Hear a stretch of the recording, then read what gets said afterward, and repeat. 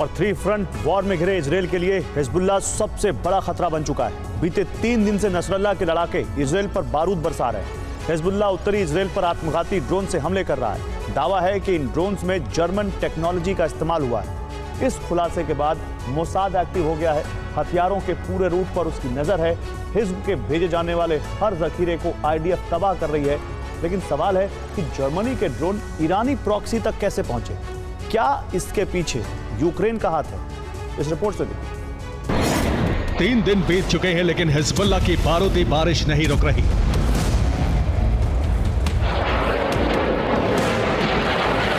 Hezbollah के बारूद से इजरायली धरती हर घंटे दहल रही है।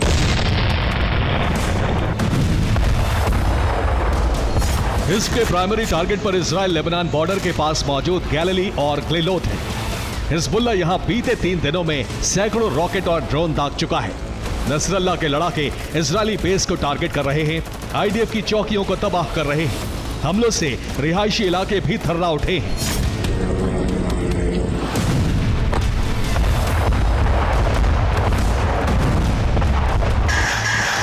ये गैलिली के बेथ हिलेल का वीडियो है जहां रात के वक्त हिजबुल्लाह ने 50 से ज्यादा रॉकेट दागे। हिज्ब का दावा है कि हमले सफल रहे, जिसके बाद कई इलाके धू धू कर जल उठे।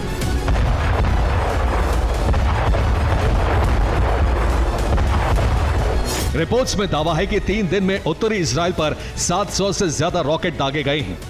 वहीं 50 से ज्यादा सुसाइड ड्रोन फायर किए गए हैं। उत्तरी इजराइल पर हमलों में 5000 से ज्यादा इजरायली घायल हो चुके हैं। घायलों में सैनिक और आम लोग दोनों शामिल हैं। 7 अक्टूबर के बाद से हिजबुल्लाह कई बार इजराइल के खिलाफ मोर्चा खोल चुका है, लेकिन ऐसा पहली बार है जब नसरल्लाह की बारूदी वर्षा पर ब्रेक नहीं लग रहा।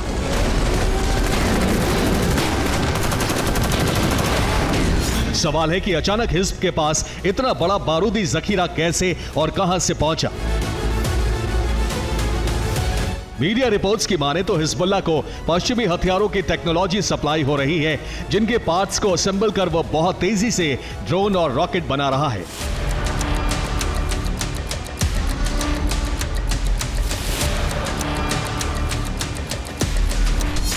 इस बात का खुलासा इजराइल पर दागे गए ड्रोन से हुआ है। यह तस्वीर हिज्ब के ड्रोन की है जो 25 अक्टूबर को किबुत्स में गिरा था। दावा है कि यह ड्रोन जर्मनी की तकनीक से बना है। इसमें कई parts German company 3W professional के लगे हैं। तस्वीर में कंपनी की ब्रांडिंग भी साफ साफ नजर आ रही है। सवाल है कि जर्मनी की ड्रोन तकनीक हिजबुल्लाह के हाथ कैसे लगी? इसके पीछे 2 थ्योरी निकलकर सामने आ रही है। थ्योरी नंबर 1, यूक्रेन भेजे जाने वाले हथियारों की कालाबाजारी हो रही है। थ्योरी नंबर 2, रूस यूक्रेन के हथियार गोदामों पर कब्जा कर उन्हें ईरानी प्रॉक्सी तक पहुंचा रहा है।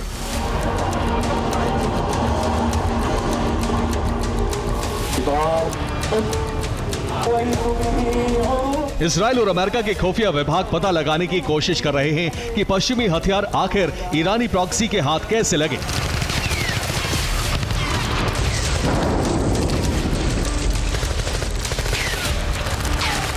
इस बीच इजराइल हर उस रूट पर नजर रख रहा है जहां से हिजबुल्लाह तक हथियारों की सप्लाई हो सकती है। किसी भी संदिग्ध ट्रक या कंटेनर को इजरायली फाइटर जेट राख बना रहे हैं।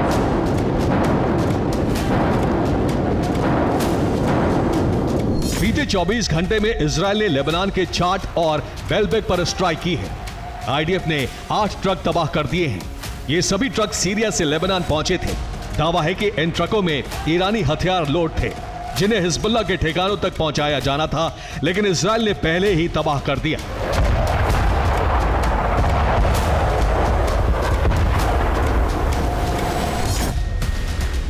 थ्री फ्रंट वॉर में फंसे इजरायल के लिए इस वक्त सबसे बड़ी टेंशन हिजबुल्लाह है। आईडीएफ लगातार उसके ठिकानों को टारगेट कर रही है। बीती रात भी आईडीएफ ने हिजबुल्लाह के एक ठिकाने को तबाह कर दिया।